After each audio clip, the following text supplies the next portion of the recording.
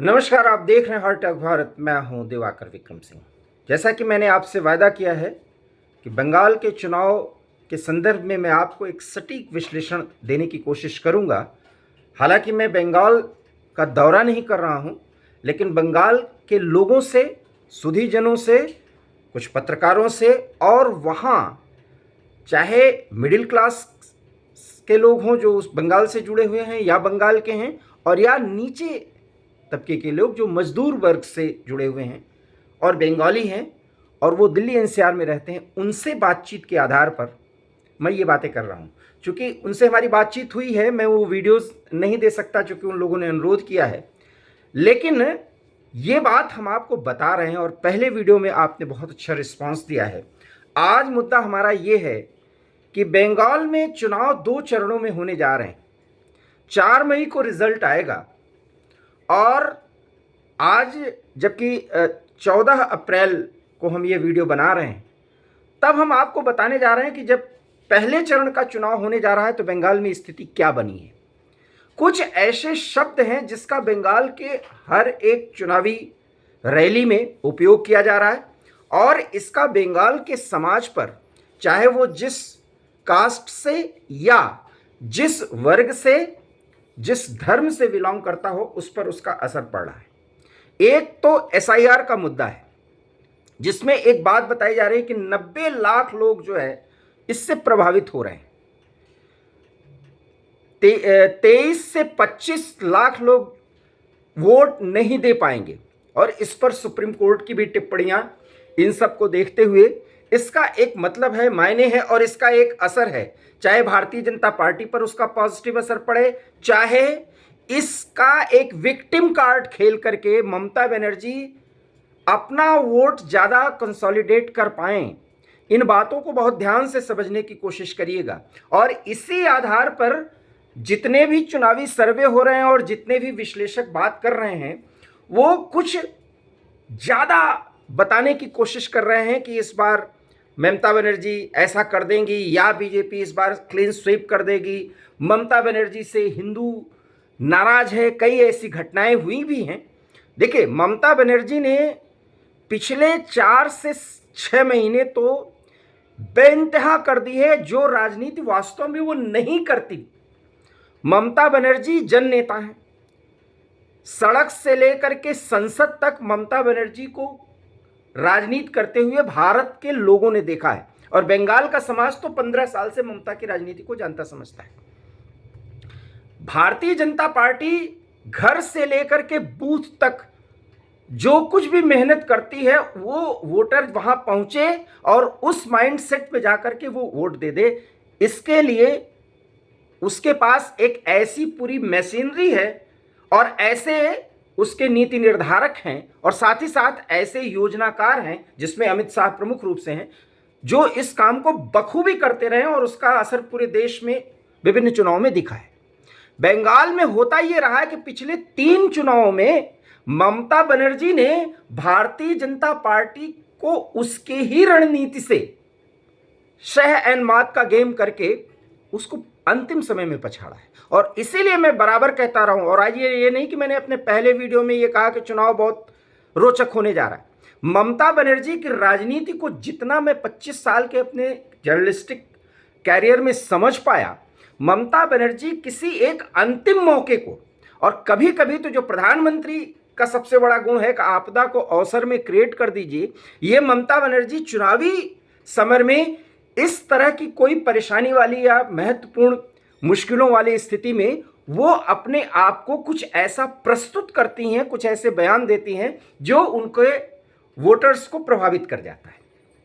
मेरा ये कहने का मतलब नहीं कि ममता बनर्जी पूरी तरह से बाजी पलट चुकी हैं या भारतीय जनता पार्टी पूरी तरह से बाजी पलट चुका है। मैं यही तो कह रहा हूं कि चुनाव जितना नजदीक आ रहा है उतना ही ये ज्यादा दिलचस्प और ज्यादा रोचक हो रहा है।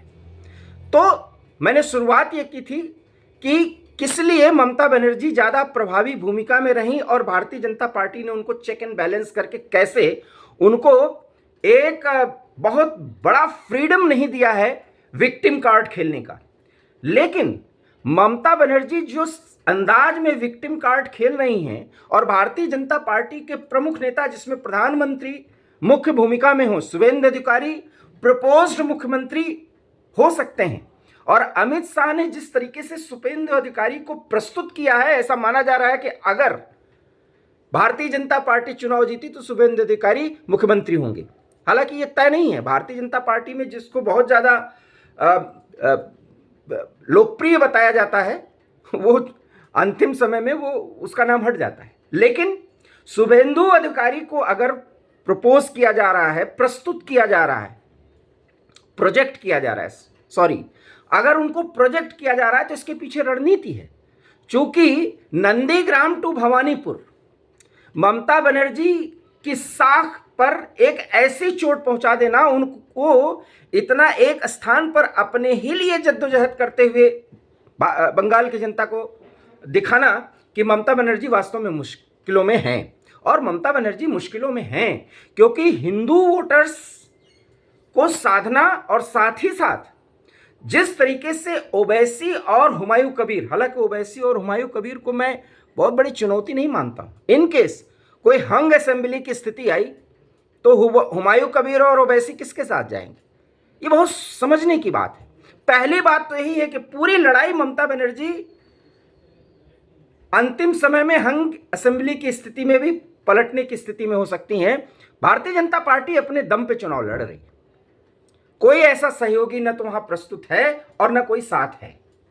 और भारतीय जनता पार्टी सभी सीटों पर नेतृत्व चुनाव लड़ रही है, न अपने आप को केंद्रित कर रही है।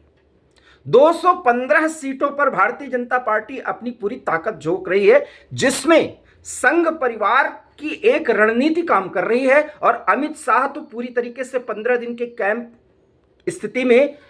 पल भर प्रति क्षण बदलते हुए रणनीति को एक नया आयाम देने की कोशिश कर रहे हैं। लेकिन आप समझिए, कुछ ऐसे शब्द हैं जिसका प्रयोग बंगाल की राजनीति में इस चुनाव प्रचार के दौरान हो रहा है, और वो शब्द क्या है? बाहरी और घुसपैठिया, बाहरी बनाम घुसपैठिया, एक तो ये है। दूसरा, बंगाली अस्मिता, मतलब बंगाली भद्रजन का एक कॉन्सेप्ट है जिसको बंगाल के बाहर के लोग, सिर्फ कुछ लोग समझते हैं, बट बंगाली फीलिंग जो होती है उसमें बाहरी बनाम घुसपैठिए की जो लड़ाई चल रही है वो बहुत नजदीकी लड़ाई है। और ममता बनर्जी इस बार भी बाहरी शब्द से काउंटर कर रही हैं जब घुसपैठिए का मुद्दा बंगाल में उठाया जा रहा है कि हम घुसपैठियों से मुक्त करेंगे बंगाल को। ये वहां की जनता पसंद तो कर रही है, लेकिन जब ममता बनर्जी कहती हैं कि बंगाल पर अटैक नहीं हो सकता, बंगाली को किसी के दायरे में नहीं रहना होगा, बाहरी बंगाल पर शासन नहीं करेगा, मतलब समझिए बीजेपी को आज वो इतना विश्वास कर रही है कि जब हम बाहरी के तौर पर, एक पार्टी के तौर पर उसको प्रस्तुत करेंगे तो जनता उनसे कन्विंस्ड होगी।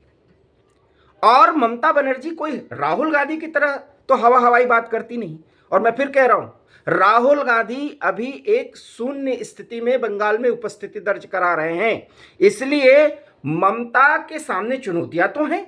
लेकिन वो चुनौती वास्तविक हार में बिल्कुल पूरी तरह से कन्वर्ट होती हुई नहीं दिख रही है, क्योंकि राहुल गांधी अगर वहां पहुंचते हैं, अनाप शनाप बयान देते हैं तो ऐसा हो जाएगा, जबकि राहुल गांधी अब ऐसा नहीं कर रहे, बल्कि कांग्रेस वास्तव में एक चौथे नंबर की पार्टी होते हुए भी अपने दम पर अपने आप को वहां पर उठाने की कोशिश कर रही है। यह शायद कांग्रेस को एक अच्छा परिणाम दे सकती। ये सारी बातें मैंने बातचीत के आधार पर आपको बताया है, ये तो ऐसा तो है नहीं कि मैं बंगाल में जाकर के रिपोर्टिंग कर रहा हूं, लेकिन जो लोग ये बताए हैं उनके तथ्यों को मैंने अपने अनुभव से समझने की कोशिश की। इसलिए घुसपैठिए का मुद्दा प्रभावी है, और बांग्लादेश से लेकर के बांग्लादेश से लगी बंगाल के बॉर्डर पर जिस तरीके से टीएमसी ने एक गुंडागर्दी की है और बंगाल से बाहर के लोगों को अपना वोटर बनाया है, और वो भी सब कुछ गलत तरीके से, और टीएमसी के 15 साल के शासनकाल में जो वहां पर कट मनी से लेकर के, जो कि 2021 के भी चुनाव में एक मुद्दा बना था, वो सारे मुद्दे इस बार जुड़ रहे हैं, जिसमें घुसपैठिए का मुद्दा बहुत प्रभावी हो रहा है। और ये बीजेपी एक ऐसा मुद्दा बना के सामने ला रही है जिससे वहां की जनता कन्विंस्ड हो रही है। लेकिन जो बाहरी का मुद्दा ममता बनर्जी उठा रही हैं उस पर वहां की वो जनता, और वो जनता मतलब हिंदू जनमानस, बंगाली भद्रजन, मैं बार बार कह रहा हूं कि अगर सांप्रदायिक दृष्टिकोण से देखें तो ध्रुवीकरण के आधार पर ही बार बार कहा जा रहा है कि ममता बनर्जी तो गई, लेकिन बंगाली जो मानसिकता है उसमें उनका राष्ट्रवादी तरीका सोचने का, उनका हिंदुइज्म का तरीका ये कुछ अलग है। और मैं कल अपने वीडियो में कहा था कि जय श्री राम के नारे जिस तरह से उत्तर भारत के अन्य राज्यों या देश के जिस भी राज्य में अगर लगता है, वो बंगाल में जय श्री राम का नारा, अगर शक्ति की आराधना वहां होती है, अगर जय भवानी, वैसे भी भवानीपुर कंस्टिट्यूएंसी का महत्व आप समझिए, अगर जय भवानी का नारा या जय दुर्गा का नारा या जय मां अंबे का नारा वहां लगता, भारतीय जनता पार्टी के कार्यकर्ताओं और उनके जितने भी संघ परिवार के वर्कर्स हैं, तो वो ज्यादा प्रभावी होता। जय श्री राम के नारे पर जिस तरीके का रिएक्शन ममता बनर्जी कर रही हैं, वो रिएक्शंस पर वो कन्विंस्ड हैं। क्योंकि मैं बार बार कह रहा हूं, देखिए, घर से लेकर के बूथ लेवल तक वोटर्स को उस मानसिकता में रहते हुए वोट के दिन वोट दिलवाने तक का सारा जो तौर तरीका होता है, इसको टीएमसी के कार्यकर्ता जानते हैं। भारतीय जनता पार्टी को इसमें महारत हासिल है और यही एक ऐसी लड़ाई है जिसमें भारतीय जनता पार्टी इस बार संघ परिवार पूरा लगा हुआ है। और अब ममता बनर्जी ने क्या विक्टिम कार्ड खेला कि बंगाली मानसिकता या बंगालियों को 19 राज्यों की ताकत हरा नहीं सकती। अब आप सोच लीजिए, विक्टिम कार्ड खेल रही हैं कि एक तो एसआईआर, दूसरा चुनाव आयोग भारतीय जनता पार्टी के साथ काम कर रहा है, और तीसरा इतनी फोर्स के साथ बाहर से आए हुए नेता बंगाली सोच को प्रभावित कर रहे हैं। ये बात वोट के जो 2 चरण हैं उस समय तक जनता भारतीय जनता पार्टी से ही कन्विंस्ड रहेगी। मैं बंगाल के संदर्भ में बात कर रहा हूं, इसमें अभी भी संदेह है। और इसलिए संदेह है कि जो लोग ये सोच रहे हैं कि नहीं ममता को हटाना है, देखिए सोच तो बनी है, लेकिन हटाने के प्रति ऐसी संकल्पबद्ध स्थिति अभी नहीं नजर आ रही है। यही ममता के 15 साल के कार्यकाल की वो ताकत है जिसके आधार पर इस चुनाव में अल्टीमेट रिजल्ट के बारे में जो कुछ भी कहा जा रहा है वो जमीनी हकीकत से बहुत कुछ दूर है। और इसलिए मैं बार बार कह रहा हूं कि ये चुनाव जैसे ही पहला चरण होगा उसके पहले तक ये कह पाना कि वास्तव में पहले चरण में इन्होंने बाजी मारी, दूसरे चरण में इन्होंने बाजी मारी, ये सब कुछ उन वोटर्स की चुप्पी, उनके अंदर आप कह सकते हैं डर, उनके अंदर संभालने की या बात को अपने मन में रखने की उनकी अपनी आदत, और या चुनाव के पहले तक कुछ न बोलने की उनकी रणनीति, इन सब पर निर्भर करता है, जिसके आधार पर चुनावी सर्वे और अन्य विश्लेषण ये बता पाने में अभी असफल हैं कि वास्तव में ममता बनर्जी चुनाव हार रही हैं। ममता बनर्जी चुनाव में वास्तविक रूप से बड़े कंफर्टेबली जीत तो नहीं रही हैं, लेकिन ममता बनर्जी हार रही हैं, इस पर जो भी कह रहा है वो बहुत कह तो दे रहा है लेकिन मन से वो नहीं कह पा रहा है। और इसके पीछे सिर्फ और सिर्फ एक कारण है कि ममता बनर्जी अंतिम समय में बाजी को पलटती हैं। तो बाहरी बनाम घुसपैठिए के मुद्दे पर ममता बनर्जी ने जो 2 से 3 दिनों में विक्टिम कार्ड खेलना शुरू किया है, उसके बड़े मायने और मतलब निकल सकते हैं चुनाव के रिजल्ट के दिन, अर्थात 4 मई के दिन। इन कुछ शब्दों के प्रयोग पर किस तरीके से संयम बरतने की जरूरत है, चाहे ममता बनर्जी की बात की जाए, टीएमसी की, और चाहे बीजेपी की, वो भी मैं आपको बताऊंगा। बट ये बहुत दिलचस्प होने जा रहा है चुनाव, क्योंकि जय श्री राम का नारा और घुसपैठियों का मुद्दा, और साथ ही साथ बंगाल को बिल्कुल नीट एंड क्लीन करना घुसपैठियों से, ये नारे वास्तव में वहां प्रभावित तो हो चुके हैं। लेकिन ममता बनर्जी को पूरी तरीके से सत्ता से उखाड़ फेंकने में पूरी तरह से यही 2 नारे कारगर हैं, ऐसा कतई नहीं कहा जा सकता। क्यों? क्योंकि अभी भी बंगाल की जनता में यूथ, नारी और तीसरी वो बात जिसमें तृणमूल बंगाली अस्मिता को उठाती है और अपने लोगों के द्वारा शासन की बात को प्रभावी बनाती है, उससे लोग बहुत ज़्यादा कन्विंस तो नहीं, लेकिन बहुत ज़्यादा दुराव भी नहीं कर रहे हैं। और इसीलिए इस बार बीजेपी बहुत अच्छी स्थिति में दिख तो रही है, लेकिन कंफर्टेबली वो सरकार बना लेगी, इसमें अभी भी संदेह है। और ये चुनाव जैसे जैसे आगे बढ़ेगा, ऊंट किस करवट बैठेगा वो पता चलेगा। इसलिए प्रतिदिन आपको उसके बारे में हम वीडियो बताएंगे। हमने आपको ये भी बताया है कि किस तरीके से दिल्ली एनसीआर सहित, चाहे वो भद्रजन हों, चाहे वो मजदूर वर्ग से जुड़े बंगाली समाज के लोग हों, यहाँ तक कि